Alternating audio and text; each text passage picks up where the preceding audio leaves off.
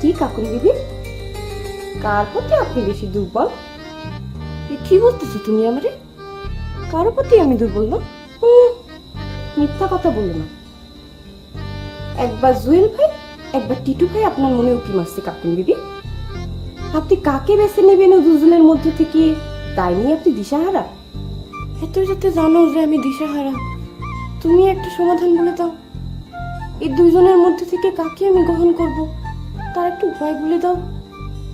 উপায় একটাই আছে, আগে আসিলে আগে পাইবেন ভিত্তিতে যে প্রথমে তোমাকে প্রেম নিবেদন করবে তাকেই তুমি গ্রহণ করবা। খুব ভালো সমাধানের কথা বলেছো। তাহলে পরে আমি এই দুজনের মধ্যে থেকে কে আমাকে প্রথম প্রেম নিবেদন করবে তার জন্য অপেক্ষা করব। আমি যাই, টাটা, গুড নাইট। আল্লাহ, আমি বসে আছি আয়নার সামনে, কিন্তু আয়নার ভেতর আমাকে দেখা যাচ্ছে না। কাকুন বিবি, ও কাকুন বিবি। কি রে কাকুন, নিজের নাম ধরে এরকম ডাকাডাকি করতেছিস কেন? আম্মা, আমার তো তেলেসমতি কাণ্ড ঘটে গেছে। দেখো, আমি আয়নার সামনে বসে আছি, কিন্তু আয়নাতে ছায়া পড়তেছে না।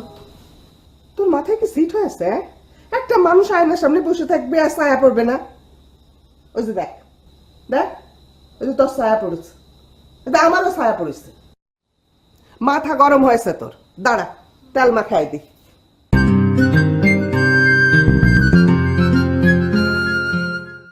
কাকনের উপরে অ্যাসিড টেস্টের পথটা আমি তোর বলে দিচ্ছি। তুই কাল সকালে কাকনের সামনে যে বলবি, টিটো তোমার প্রতি দুর্বল হয়ে পড়ছে। তুই কি আমার সাথে ইয়ার্কি মারতে শুরু করেছিস?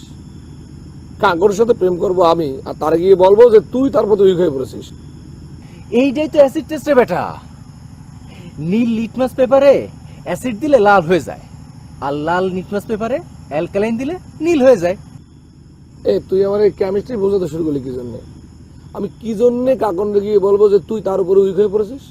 কাকনের মনের অবস্থা জানার জন্য, সে কার উপর বেশি দুর্বল সেই টেস্ট করার জন্য। তুই যখন তারে গিয়ে বলবি যে টিটো তোমার প্রতি দুর্বলতা ফিল করে, তখন তার রিয়াকশনটা দেখবি। যদি দেখিস নীল থেকে লাল, মানে শান্ত ভাব থেকে রাগান্বিত ভাব হয়, তখন বুঝবি সে আমার প্রতি দুর্বল না। আবার যদি দেখিস লাল থেকে নীল হয়, মানে রাগান্বিত থেকে শান্ত ভাব হয়, তখন বুঝবি সে আমার প্রতি দুর্বল। না না, আমি এত বড় রিস্ক নিতে পারবো না।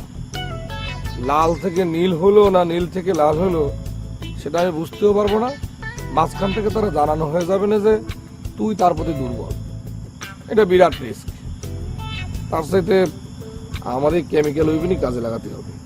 না দোস্ত, তাহলে পরে আমি এক কাজ করি, আমি উল্টো অ্যাসিড টেস্ট করি। কাল সকালে গিয়ে কাকন্ডে বলবো জুয়েল তোর প্রতি অত্যন্ত দুর্বল। হ্যাঁ, this is a very good idea. এর চাইতে আর সহজ কোনো অ্যাসিড টেস্ট নাই। তুই কাল সকালেই কাকনের যে জানাই দিবি যে আমি তার প্রতি দুর্বল। I feel too much weakness towards her. আমার হাড় কালা করলাম রে, হায় রে আমার দেহ কালার লাইগা রে। ঘুমে থামবি? থামতে কত টাকা নিবি তুই? এই বিয়াদবের বিয়াদব, এত বড় সাহস তোর! আমি একটা সংস্কৃতি রসিক মেয়ে, সকালে উঠে ছবি আঁকি, রাতে সঙ্গীত চর্চা করি, আর তুই আমার টাকা দিয়ে থামাতে চাচ্ছিস? তোর তো হেরে গলা, আমার পড়া ডিস্টার্ব হচ্ছে তো। এত সাহস তো কম না! আমার হেরে গলা, আমার হেরে গলা! ঈশ্বরচন্দ্র বিদ্যাসাগরের নাম শুনেছিস? উনি স্ট্রিট লাইটের তলে লেখাপড়া করেছে। তোমার সেই স্টাডি করতে হলে স্ট্রিট লাইটের তলে যাও, সেখানে গিয়ে লেখাপড়া। ওই কি হয়েছে? ওরা বলতেছিস কি জন্য? এই, ওই রকমের কি বলেছে জানিস? ও বলেছে আমার নাকি হেরে গলা। তুই কষে দিলে সর বসাই দে তোর গালে। আচ্ছা বসাচ্ছি। তাই কি গান গাচ্ছিস একটু শোনা তো দেখি। আর গাছিলাম একটা স্যাড গান, ও এসে আমার মুডটাই খারাপ করে দিয়েছে। কোনো অসুবিধা নেই, আমার একটু শোনাতে। হারমোনিয়াম দিয়ে শোনাবো না খালি গলায় শোনাবো? খালি গলায় শোনা। মনরে আইলা লোকের লাঙ্গল বাঁকা, আর বাঁকা চাঁদ রে।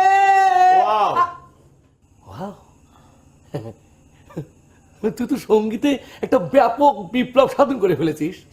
হ্যাঁ, তোর গলার যা কন্ডিশন, তুই যদি ঢাকায় থাকতি না তাহলে সায়ন্তনী ফ্যান্সি নাজনীন ইয়ে কনা ওদের মতো হতে পারতাম। মানে ওরা তো ধারে কাছে আসতে পারতো না জানিস।